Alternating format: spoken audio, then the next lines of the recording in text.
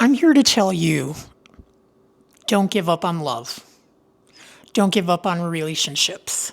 Don't give up on getting married if that's what you want in life. I don't care how old you are. You can be in your 60s, 50s, 40s, 30s, or whatever. Love is just as sweet in your 60s as it is in your 20s, okay? Maybe even sweeter because you know yourself so much more when you're older.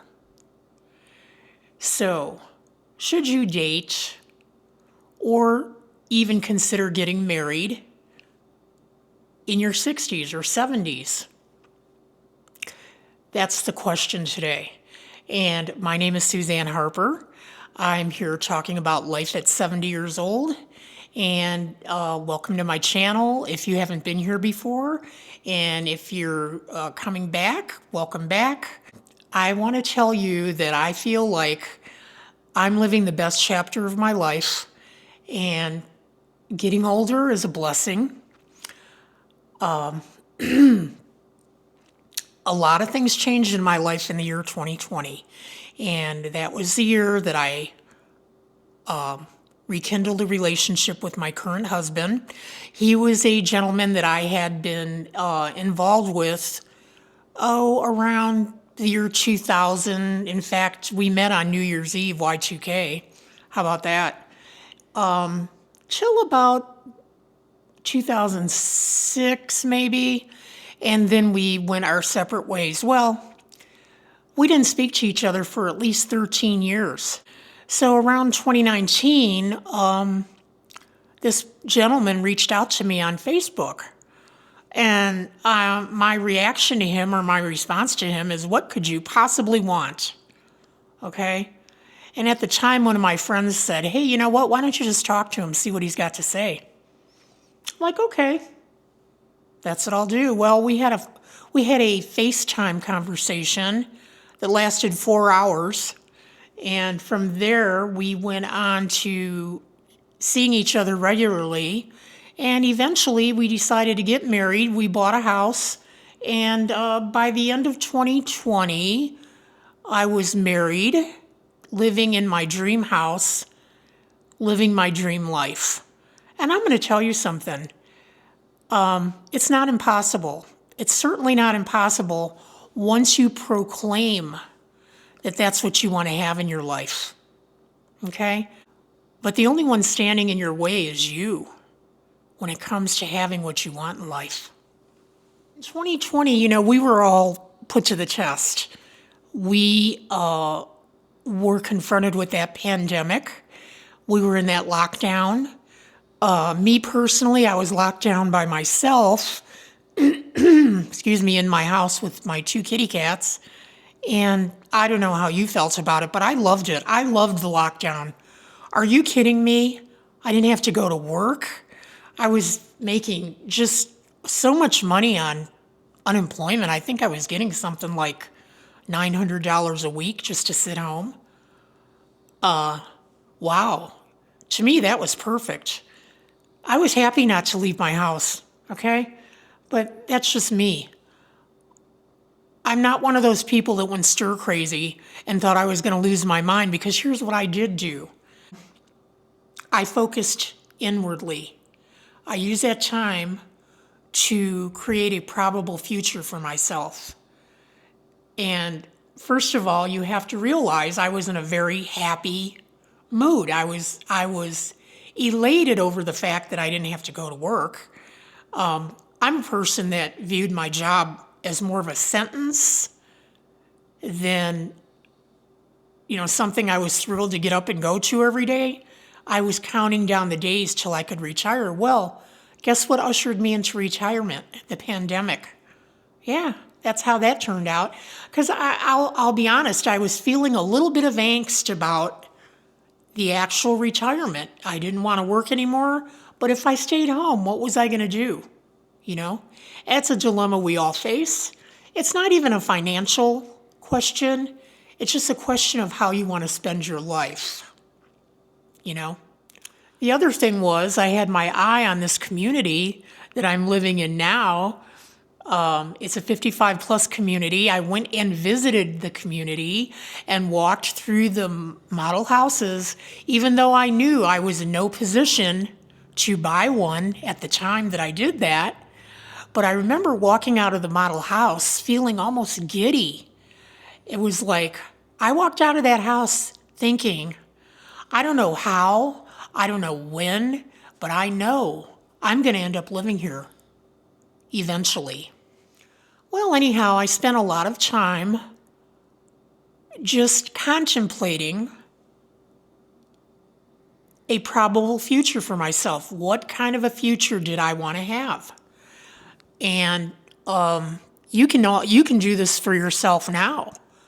It doesn't take a pandemic to get quiet with yourself and proclaim what would make you happy in life.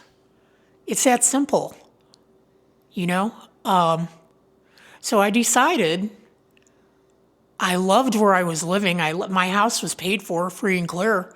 I loved it. But it was a 2-story house, and realistically, looking at retirement, I wanted to be living in a 1-story home. So yeah, I did that probably, I don't know, a few months before the pandemic hit, and we were, locked down.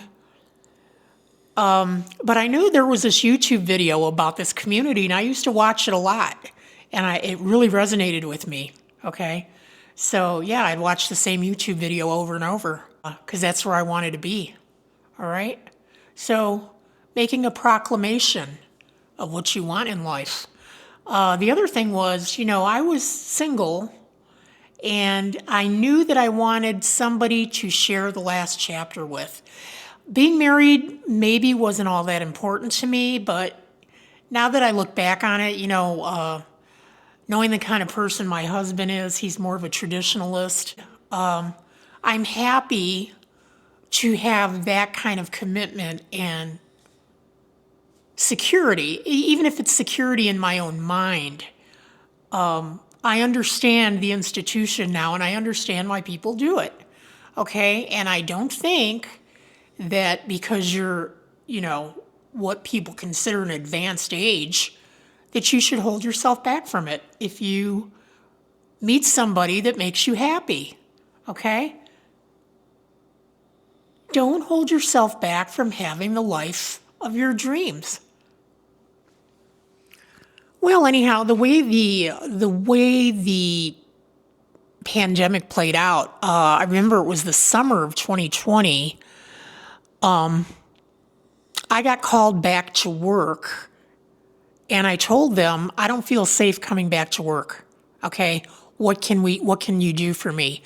Well, they gave me an extension of my layoff, but at that point, because they offered my job back to me, I had to forego the unemployment, which I was okay with because I was already earning my pension.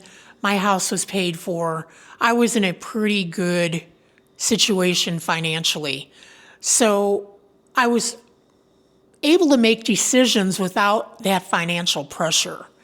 And they gave me an extension, I think 4 or 6 weeks or something like that. Well, August rolled around and they called me again and they said, okay, it's your turn to bid for your shift. What are you going to do? And I said, you know what I'm going to do? I'm going to retire. Thank you very much. So that's how the pandemic ushered me into retirement.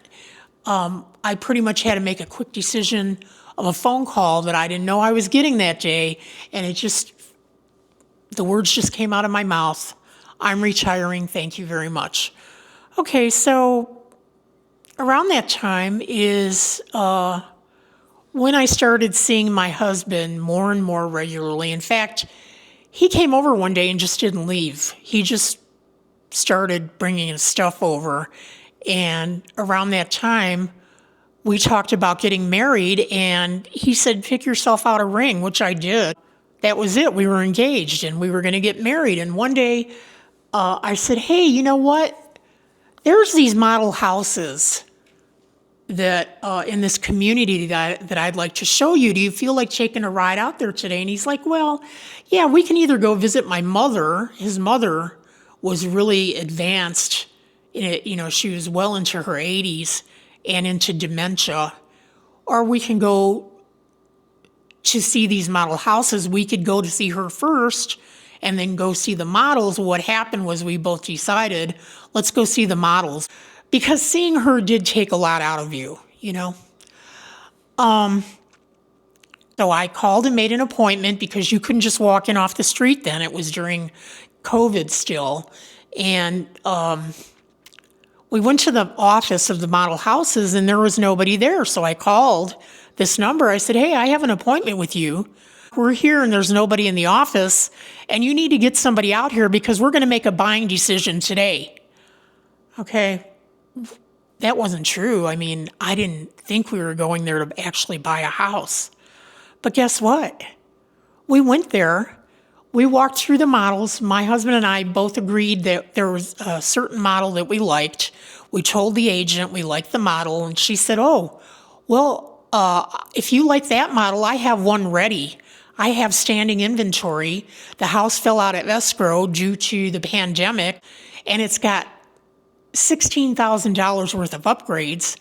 And if you finance through the builder, we will give you $10,000 in closing costs. Okay, so the incentives are really good. Well, guess what? We walked into the house, and that house is this house that I'm in right now.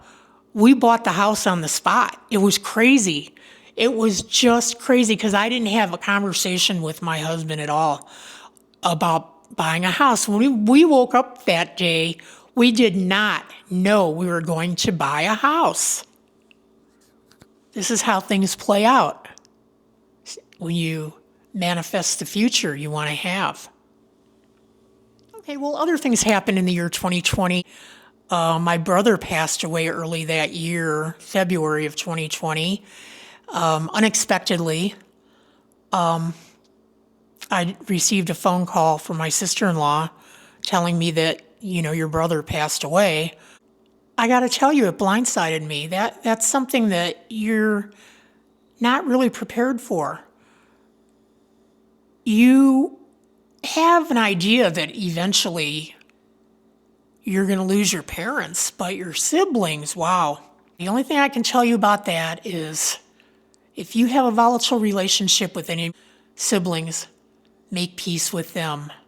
Make peace with them because you never know, okay?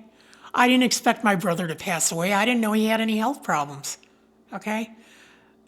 Sometimes people just don't tell you. Yeah. So, yeah, there's that bit of advice. Should you forgive your sibling? Not only should you forgive them, you should be the first one offering the olive branch, okay? Because fortunately, I was able to do that with my brother. I didn't have any idea the last time I talked to him was going to be the last time I was going to talk to him.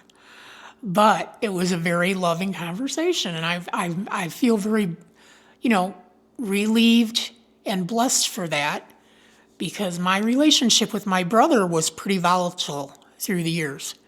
And I can say it ended on a high note, and I hope you can all say that about your own relationships with your siblings. Okay?